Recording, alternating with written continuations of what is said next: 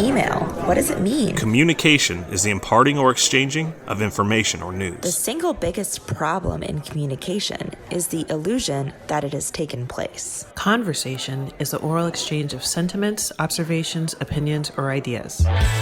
Forbes Books Radio presents The Conversation with Clinton M. Paget. Today I'm having a conversation with Jon Katzenbach. He's a best-selling author, consultant, and the founder of the Katzenbach Center at PricewaterhouseCoopers.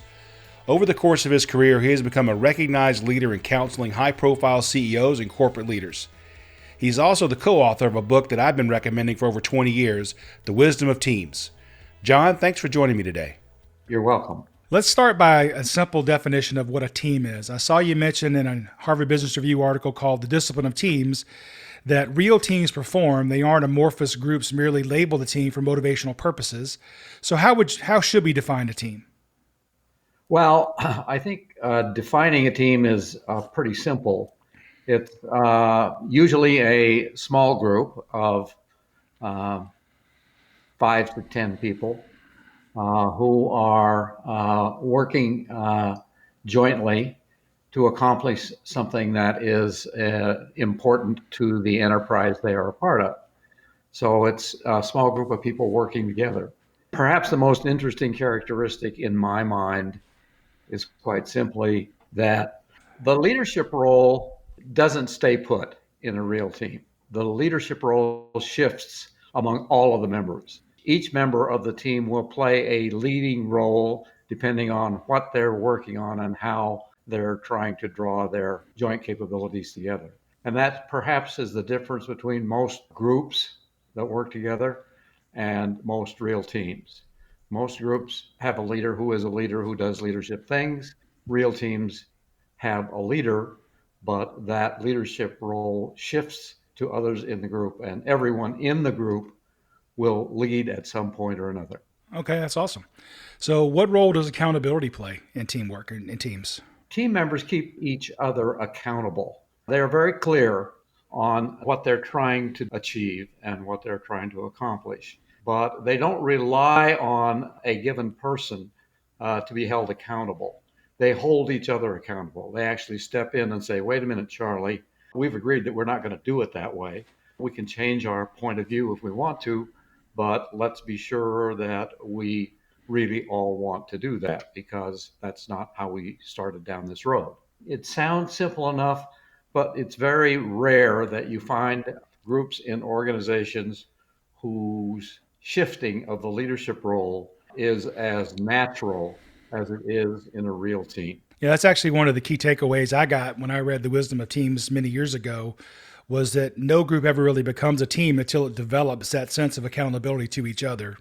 And so I think the accountability piece is really critically important in teams. Yeah, and they exercise it naturally. If you observe the team in action, that leadership role shifts kind of automatically, but each member is sensitive to call out when we as a group are not functioning the way we have agreed we need to function if we're going to accomplish what we're here to do. So how do you deal with individuals that don't really want to commit or be held accountable?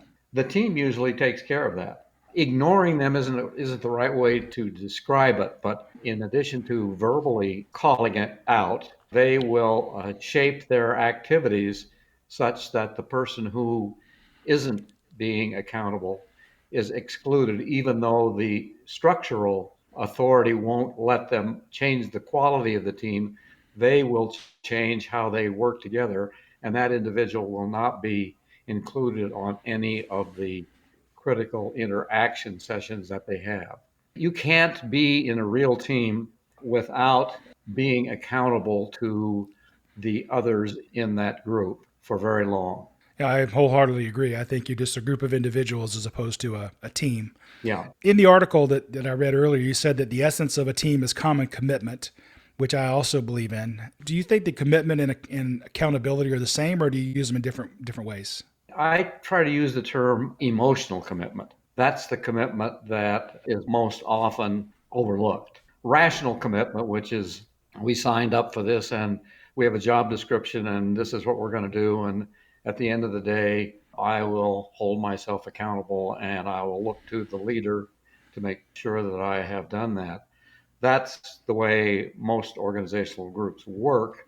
They call themselves teams, but they're really not, because in the team construct, the team members are going to do the accountability, but they mold that with emotional commitment.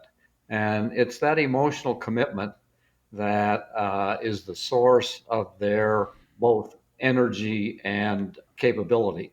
And that's why teams outperform non-teams, because they are emotionally committed, not just rationally committed, not just committed on paper, not just holding themselves to a list of things to do, but they're emotionally committed to both the results and the way they have decided that they want to work together. And part of that is a natural shifting of the leadership role. They sort of know who should be leading whatever we're doing because of both capability and sensitivity. So I think that's part and parcel of how it works. Well, I like the emotional commitment concept. I work on a lot of global and geographically dispersed project teams, and I've been fortunate enough to plan all the Olympic activations for one of the major sponsors of the Olympics for over 20 years. What we've always found is, even though we know that we have to work on these global projects virtually for the most part, because we're dispersed all over across the globe, we do find that we want to bring the team together for a short period of time. It could be as short as 2 or 3 days, or some of these projects we might be together for 2 to 3 weeks. But we find that the relationships we establish during these sessions where we are face to face allows us to then go remote. And I think that's because the way I put it is, I need to change you from a sterile, cold email address into a living, breathing human being that I feel some connection to, because most of the world today works in a matrix, and the project manager or the leader can't make me do it because I don't actually work for that person. I work for Jane or Joe over here to the side. They give me my pay raises and my job reviews. And the only way that I'm going to be successful in a matrix is if people hold themselves accountable. And we do find that the relationships that we develop over that time together face to face does establish some kind of a bond, which I think you're calling emotional connection or commitment, which I totally agree with. Yeah, I guess I first ran across it when I was in the service, or at least ran across it in a way where I understood what I was looking at. There were two individuals that typified the different ways that people work together. I was reporting on board a destroyer, and I was replacing an officer by the name of Charlie Stewart. And Charlie was didn't fit my image of a Navy officer. He sort of didn't look like it. He didn't dress like it. He didn't talk like it. I mean, he was just a sort of a good guy. And I thought, well, that can't possibly be what I'm supposed to be like. Alongside of him was a guy by the name of William Inskeep. And Inskeep was my idea of what an officer should be. He was by the book all the way. But when you watched what people who worked on their teams, if you would, when you watched what they did, the difference in commitment was very dramatic. I mean, Charlie's people would do anything for him, anything. Inskeep's people would do only what he told them to do. And as simple as that sound, it made a dramatic difference. It came to light one day. We were somewhere in the South Pacific, and we were going to have an admiral's inspection of the ship. And so everybody was getting all ready for that.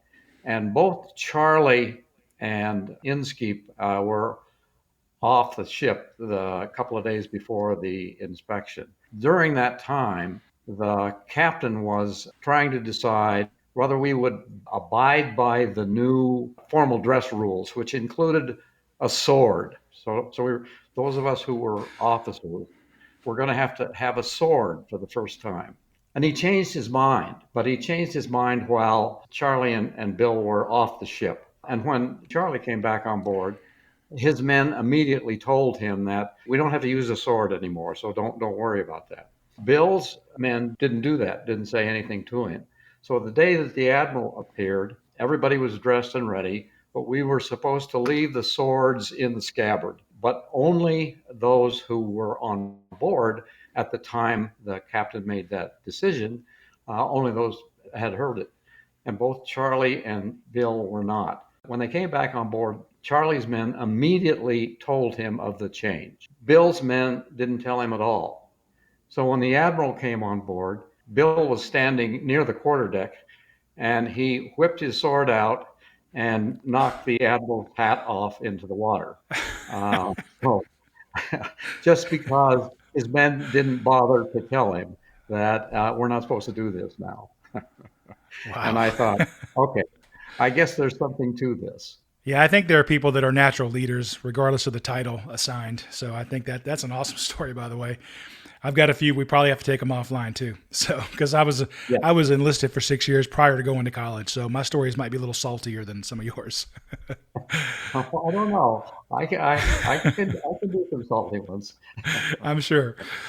So I was actually pleasantly surprised to read that the most important determinant of a team performance isn't necessarily the team leader, since we're talking about leaders. Then what is? What is the most important determinant of a team performance? Two things. The first thing that's the most important is that the leadership role shifts appropriate to the task at hand. That shifting of the leadership role is one of the most important things that you want to look at. The second thing is that the team is better able to integrate the rational tasks they have to do with emotional feelings of the members. And they all have a knack of making each other feel good about whatever the task at hand requires of them. So there's a feel good attribute on a real team that you don't see in most other groups. People are really consciously trying to make each member feel good about what they have to do, because some of the team tasks are more demanding on others and so forth. So that characteristic plus shifting of the leadership role, those are the two things I look for to be quite different. Okay. I know that from my perspective, the team is an awesome group because not only do they hold each other accountable, but they actually help each other out. And I've been in some large projects where the team would call each other out if there was a problem or offer to assist, even though it wasn't necessarily their job. So to me, a team that functions as a true team is just an awesome thing to watch. It's really a great experience. Well, and the basic answer to your question about accountability is they hold each other accountable. That's what they do. If you're on that team, that you will be held accountable not by a leader, but by the people you are working with. You just won't get away with it. Exactly. And again, I'm coming from a project manager perspective, but from my background at least. And you'll hear people say, well, but what if I don't know the duration, or what if somebody's sandbagging? And I'm very quick to say the team's not going to let that happen. They're going to call them out on it and say, you didn't give yourself enough time, or that's way too long. Come on now, be serious. And they do hold each other accountable. So I'm going to ask you another question that I get asked a lot. So I'm going to cheat and use your answer from now on. What if the team doesn't have support from senior management? They will probably find a way to function without it. They'll be handicapped to some degree, but the team is going to function as a team with or without management support, in my view. It's going to be better if it gets management support. That's what you're aiming to find a combination of. But if the team has already agreed to whatever it's together to accomplish, and it's not getting management support, they will still do whatever they need to do to accomplish the thing they are committed to. Nothing will cause them to vary from that commitment. Another question that I get asked a lot, which to me, it's a bit of an unfair question because there's so many variables, but I'll ask it of you as well. How many teams can a person be on and still be effective? Not very many. Okay. Right. Not very many. I don't know that I have a precise number. 2 or 3, maybe. It's very hard because of the level of commitment and the both emotional and collective commitment that is in there. So I think it's very hard to function for very long on very many teams. Yeah, I really agree. And what I see in my work is a lot of people, especially those with a certain skill set, they're just assigned to too many too many teams, and it's really hard for them to get all their work done, but also, as you put it, to have that emotional connection. If you're on 9 different teams and each team has 10 people, that's 89 other people you got to connect with, and that's tough. That is tough, and I think that in a way organizations kid themselves. But because we call them a team, they are a team.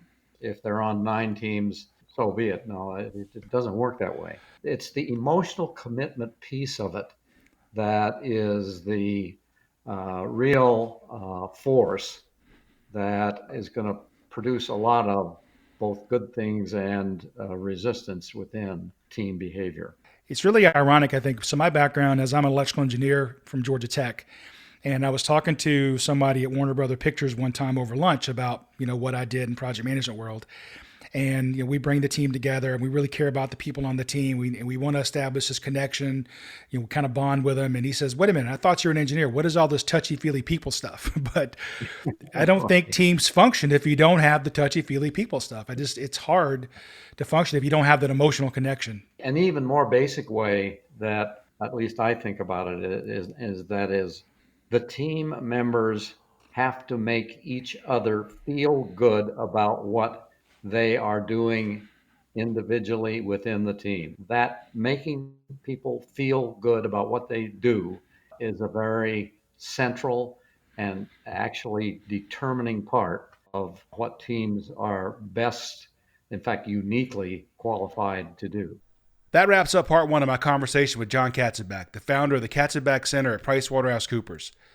Coming up in part 2, we discuss whether the principles of his best-selling book, The Wisdom of Teams, still hold up nearly 30 years later. And Jon will tell us how to keep your team connected while working virtually during a pandemic.